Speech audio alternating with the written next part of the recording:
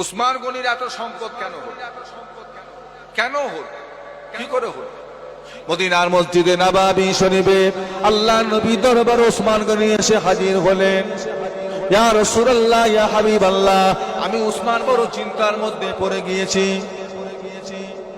ও ভাইজানেরা, আল্লাহর রাসূল জিজ্ঞাসা করলেন, কি চিন্তা বাবা?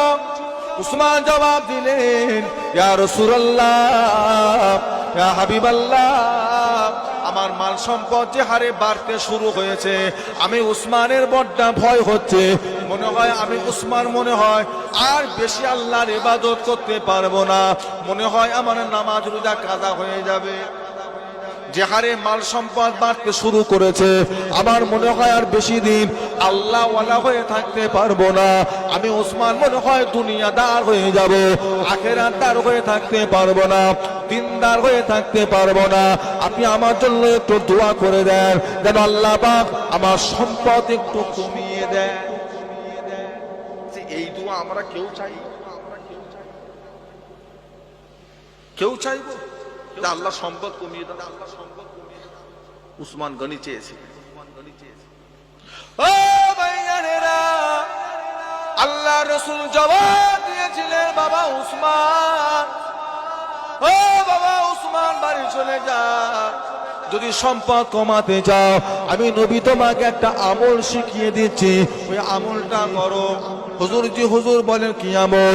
আল্লাহ রাসূল বললেন, উসমান, আজ থেকে যখন তুমি খাওয়া দাওয়া করবে, কি দুপুরে খাবে, কি রাতে খাবে, সন্ধ্যায় খাবে, যখনই খাও না কেন, ঘরে দস্তরখান বিছিয়ে খাবে না, দস্তরখান বিছিয়ে তুমি খাওয়া দাওয়া করবে না।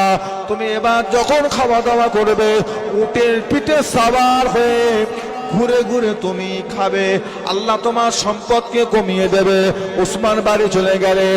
আল্লাহ নবীর কথা মোতাবেক 6টা মাস সংসারে তিনি বাড়িতে বসে বসে খান নাই, উটের পিঠে সাবার হয়ে হয়ে খেয়েছেন।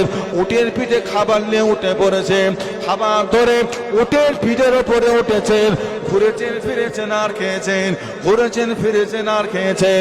6টা মাস পার হয়ে গেল। 6 মাস যাবার পরে হযরত উসমান আল্লাহ রাসূলের দরবারে হাজির হয়ে গেলেন। ইয়া রাসূলুল্লাহ, হাবিবাল্লাহ, আপনি আমায় কি আমল দিলেন হুজুর?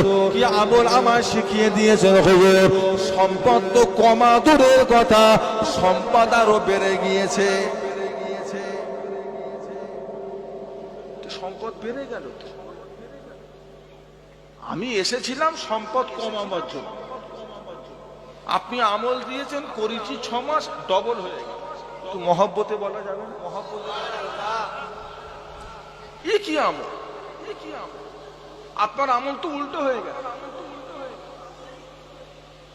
আল্লাহ রাসূল জিজ্ঞাসা করে, উসমান, ও হযরত উসমান, বলো তো দেখি বাবা, তুমি যখন উটের পিঠে সাবার হয়ে হয়ে খেতে, উটের পিঠে যখন সাবার হয়ে খাদ্য খেতে, খাবার সময় তোমার পাত্র থেকে, তোমার মুখ থেকে যে খাবারটা জমিনে পড়ে যেত, ওই খাবারটা তুমি কি করতে? আমরা দস্তরখান কেন বিচার বলে? যাতে খাবারটা পড়ে গেলে তুলে যাতে আমরা খেতে পারি, সেই জন্যই তো। নাকি মুরগির গোশত চিবিয়ে হাড় ফেলার জন্য? তার জন্য দস্তরখান, তার জন্য হচ্ছে বোন পেলে।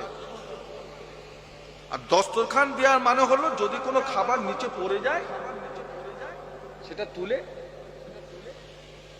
আল্লাহর দেওয়া রিজিক ফেলে দেবেন। আল্লাহ রাসূল বলে, বাবা উসমান, তুমি যখন উটের পিঠে সাবার হয়ে খেতে, তোমার খাদ্যের প্লেট থেকে যে খাবারগুলো জমিনে পড়ে যেত, সেটা তুমি কি করতে? উসমান জবাব দিলেন, ইয়া রাসূলুল্লাহ, ইয়া হাবিবাল্লাহ, যে খাবারগুলো জমিনে পড়ে যেত, সেই খাবারগুলো উটের পিঠ থেকে নিচে নেমে এসে আল্লাহ তোমার রিজিক বলে খাবারগুলো হাতে করে নিয়ে ধুলো বালিগুলো সাফ করে নিতাম, ধুলো বালি ময়লাগুলো সাফ করে নিয়ে ওই খাবারটাও খেয়ে নিতাম, ওই খাবারটাও ফেলে দিতাম না, ওই খাবারটাও আমি খেয়ে নিতাম। যে খাবারগুলো জমিনে পড়ে যেত, ওইগুলো ময়লা সাফ করে নিয়ে আবার খেয়ে নিতাম। আল্লাহ নবী বলে, উসমান, বলো তো দেখি বাবা, আল্লাহ দেওয়ার রিজিককে যে এত সম্মান করে, আল্লাহ দেওয়ার রিজিককে যে এত ভালোবাসে, আল্লাহ দেওয়ার রিজিককে যে এত কদর করে, আমার আল্লাহ কি তার মাল সম্পদ কমিয়ে দিতে পারে? না না না, এটা কোনোদিন হতে পারে না। তুমি আল্লাহ দেওয়ার রিজিককে এত সম্মান করেছো, আল্লাহ দেওয়ার রিজিককে এত কদর করে নিয়েছো, আল্লাহ দেওয়ার রিজিককে এত মহব্বত করে তুমি ধুলে বালি সাফ করে খেয়েছো। তাই আমার আল্লাহ পাক খুশি হয়ে গিয়ে তোমার মার সম্পদকে আমার আল্লাহ পাক আরো বাড়িয়ে দিয়েছে।